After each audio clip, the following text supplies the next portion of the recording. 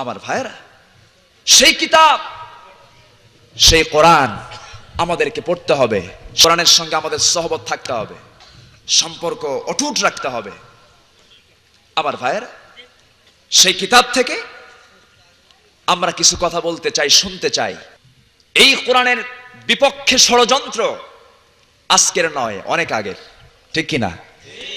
কাফেররা বলেছে কি, কাফেরদের কথা, কাফেরদের দফা হলো একটাই, وقال الذين كفروا لا تسمعوا لهذا القرآن والغوا فيه لعلكم تغلبون।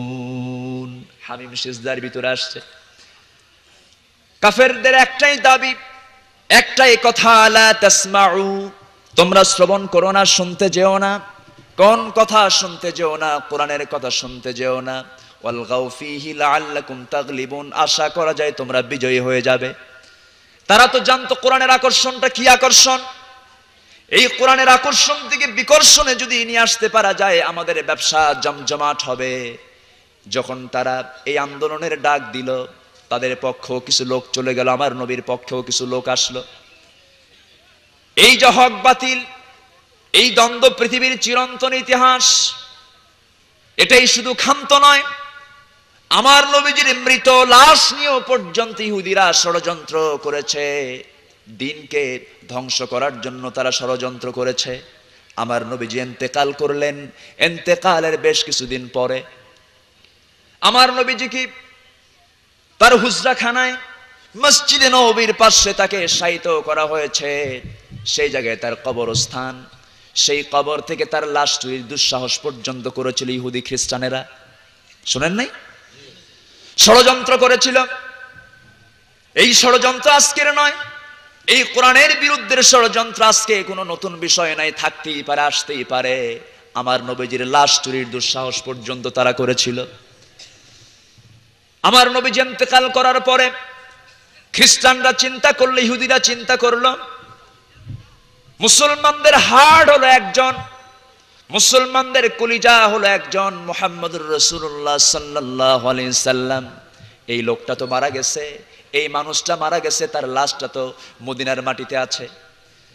তোমাদের মধ্যে কে আছো যেই লোকটা বিশ্বনবী মুহাম্মদুর রাসূলুল্লাহ সাল্লাল্লাহু আলাইহি সাল্লামের লাশ চুরি করতে পারবে, তাকে মহাপুরস্কার দেওয়া হবে।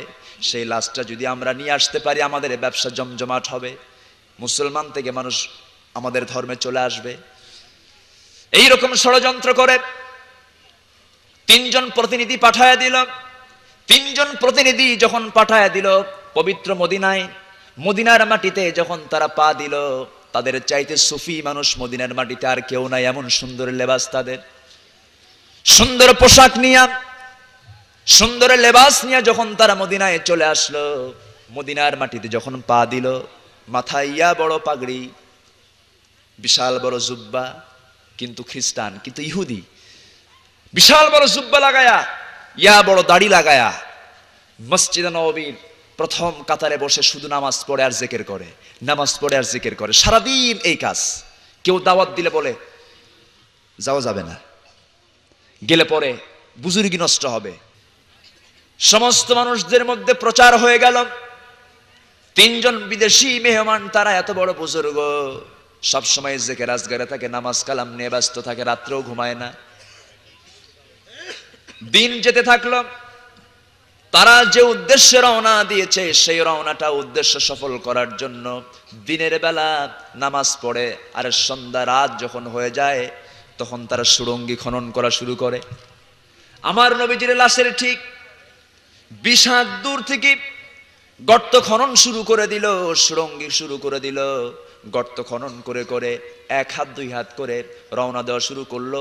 উপরে জায়নামাজ রাখে, কাঠ দিয়ে উপরে ঢেকে রেখে জায়নামাজ রেখে দেয়। আমার নবীজির মসজিদটা এখন যে পাকা হয়েছে, এরকম পাকা তো সেই সময় ছিল না। আমার নবীজি যখন মসজিদটা বানাইছিলেন, 2 জন সাহাবীর কাছ থেকে কিনে নিয়ে খেজুরের গাছ দিয়া আমার নবীজি মসজিদ বানিয়েছিলেন। ফ্লোরটা ছিল কাঁচা। আমার নবীজির যখন মৃত্যুবরণ তিনি যখন করলেন, তার কবরস্থান ছিল কাঁচা, 20 হাত দূর থেকে গর্ত খনন করা শুরু করলো, সুড়ঙ্গি করা শুরু করে দিল।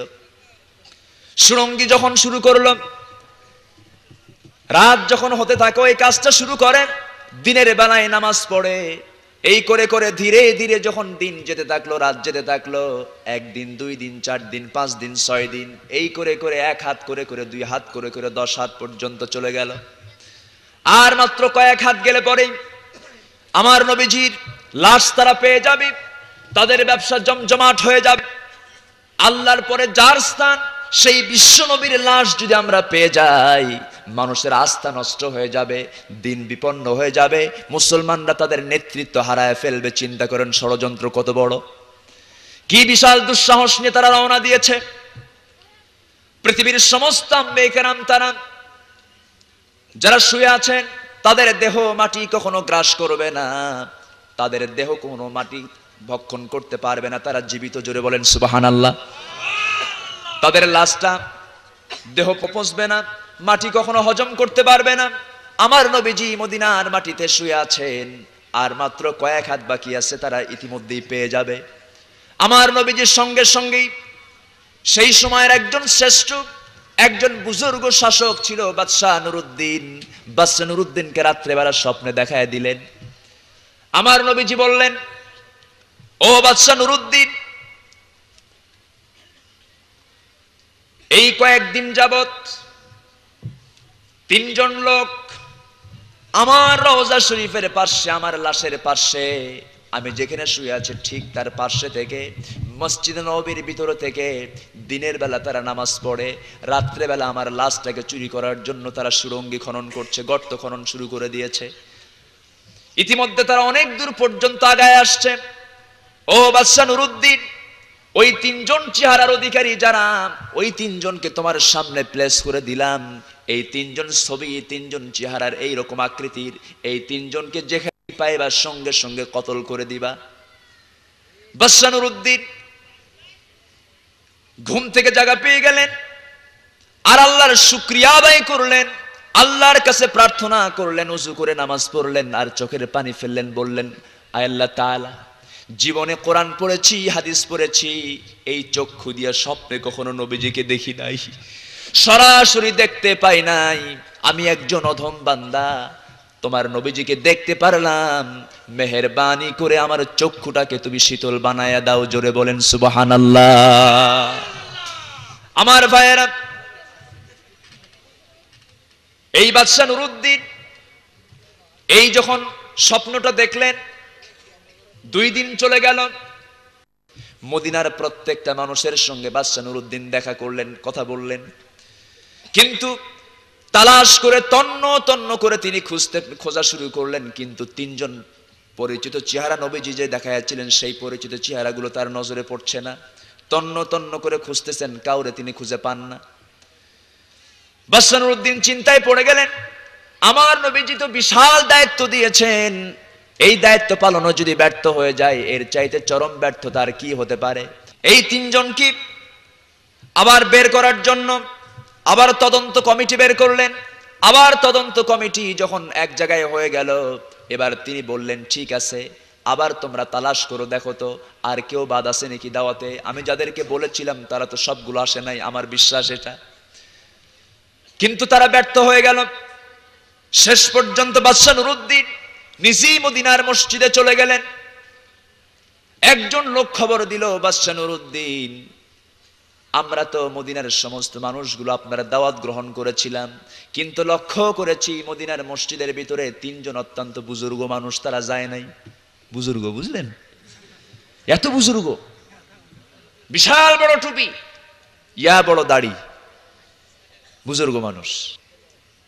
আমার ভাইয়েরা, এবার বাদশাহ নুরুদ্দিন তার ভিতরে সাহস জন্মায় গেল। 3 জন মানুষ যখন বলেছে আমার নবীজি 3 জনকে দেখায় দিয়েছেন, একটা শখ মিলে গেল, একটা প্ল্যান মিলে গেল, 3 জনকে আমাকে একটু দেখায় দাও। বাদশাহ নুরুদ্দিন ডাকলেন, ওই 3 জনকে ডাক দাও। তাদেরকে ডেকে আনা যায় না। একজন এসে বলতেছে, বাদশাহ নুরুদ্দিন, তারা খুব বুজুর্গ, এখন তারা এশকে আছে। কিসে আছে? এশকে মানে জিকিরে আছে। তারা এখন আসতে পারবে না। বাদশা নুরউদ্দিন এবার আর দেরি করলেন না, পুরা সন্দেহ তার ভিতরে ঢুকে গেল। দ্রুত তিনি মসজিদ নববীর ভিতরে ঢুকলেন। মসজিদ নববীর ভিতরে ঢুকে তাদের মাথাটা ঘোমটা দিয়ে ঢাকা ছিল যেন কেউ না দেখতে পারে। একটা লোকের উপরের ঘোমটা, উপরের যে কাপড়টা ছিল সেই কাপড়ের আবরণটা খুলে ফেললেন। খুলে ফেলার সঙ্গে সঙ্গে তিনি লক্ষ্য করলেন আমার নবীজি বলেছিলেন তাদের চক্ষুগুলো নীল হবে। নীল বর্ণের চক্ষু বিশিষ্ট তিনজন লোক তোমার সামনে, তুমি যদি পাও এদেরকে কতল করবা। আমার নবীজির দেখানো স্বপ্নে ব্যক্তির সঙ্গে তাদের চেহারার হুবহু মিল থেকে গেল। আল্লাহু আকবার বলেন। এবার শত্রু তিনি তার নিজের নিয়ন্ত্রণে নিয়ে নিলেন আর বললেন তোমরাও কৌশল করো, আমার আল্লাহও কৌশল করেন, তোমাদের কৌশল ব্যর্থ, আমার আল্লাহর কৌশল বিজয়ী। জোরে বলেন সুবহানাল্লাহ। আর তোমরা এক কদমও নড়তে পারবা না, এক কদমও নড়তে পারবা না। এখন বলে দাও কোন দিক দিয়ে গর্ত খনন করেছো, সেই গর্ততে আমার ঢুকতে হবে। এবার বাদশা নুরউদ্দিন যখন বললেন, তাদের মধ্যে একজন বলে ফেললো বাদশা নুরউদ্দিন বলতে পারি, বলবো, কিন্তু অনুরোধ আমাদেরকে মারবা না। মারবো কি মারবো না এরপরে হবে, তুই আগে দেখা। এমন সুন্দর করে সাজায় রাখছে, সুন্দর করে জায়নামাজ বিছায়া রাখছে, বোঝার মতো ক্ষমতা নাই। এমন জায়গা থেকে একটা গর্ত বের হয়ে আসলো, বোঝার মতো কোনো ক্ষমতাই নাই, একটা বের করে দিল গর্ত। বাদশা নুরউদ্দিন সেই সুড়ঙ্গের ভিতরে ঢুকলেন।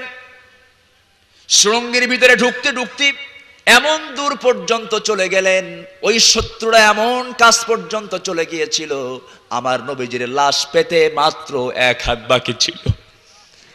আর মাত্র এক হাত বাকি, সঙ্গেই তারা লাশ পেয়ে যেত।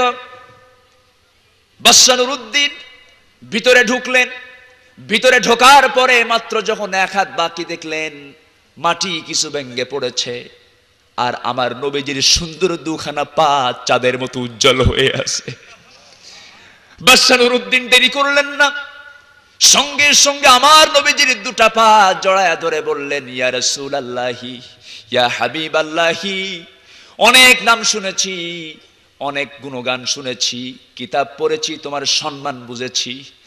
আয় রাসূলুল্লাহ, ইয়া হাবিবাল্লাহ, ইয়া রাসূলুল্লাহি, কাল কিয়ামতের ময়দানে, হাসরের ময়দানে কোথাও যদি না স্থান হয়, আমি অধম নুরউদ্দিনকে আপনার পায়ের তলায় আমাকে স্থান করে দিয়ে। আমার ভাইয়েরা, ষড়যন্ত্র আজকের নয়, অনেক আগের ষড়যন্ত্র। এরা কি করে নাই? ইহুদিরা আমার নবীজিকে দিনে রাতে সব সময় ডিস্টার্ব করেছে। সেই ইহুদির বাচ্চারা এখনো আছে না নাই? আছে না নাই? জোরে বলেন আমিন।